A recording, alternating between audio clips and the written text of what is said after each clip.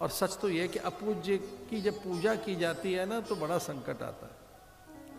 अपूज्य का जब आदर होता है, जो अपूज्य हैं, अयोग्य हैं, अपात्र हैं, कुपात्र हैं, जब वो बड़े पद पर बैठ जाए, उच्च पदस्थ हो जाए, तो प्रजा में, समाज में, देश में हानि होती है।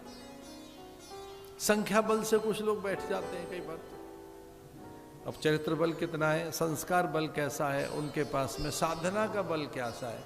हाँ, किसी पुण्य से मिल तो गई है चीज उन्हें, पुण्य के कारण वो उच्च पदस्थ हैं, उच्च प्रतिष्ठा प्राप्त हो गई है, पूरे लोक में उनकी प्रशंसा है, लोक उनके अनुगत है। लेकिन जैसे ही वो पद से परे हटते हैं, फिर उनका यश रहता नहीं है, उनका जो लोक संग्रह है वैसा नहीं रहता। लोक संग्रह तो सत्पुरुषों के पास ही रहता है। लोक संग्रह एक पल में ही चला जाता है, एक पल में ही ऊर्जा तेजो बले खो जाता है, एक पल में ही, पद के उतरते ही। जब तक पद पर बैठा है व्यक्ति, प्रतिष्ठित है, तब तक, जब तक किसी उच्च पद पर बैठा है तब तक आदर है।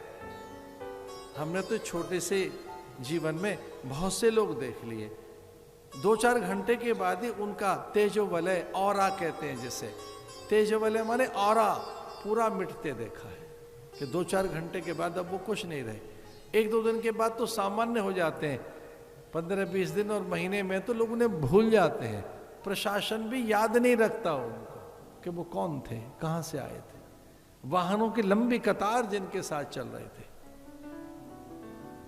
निवृत्ति के बाद, पद मुक्त हो जाने के बाद कोई पूछता नहीं है।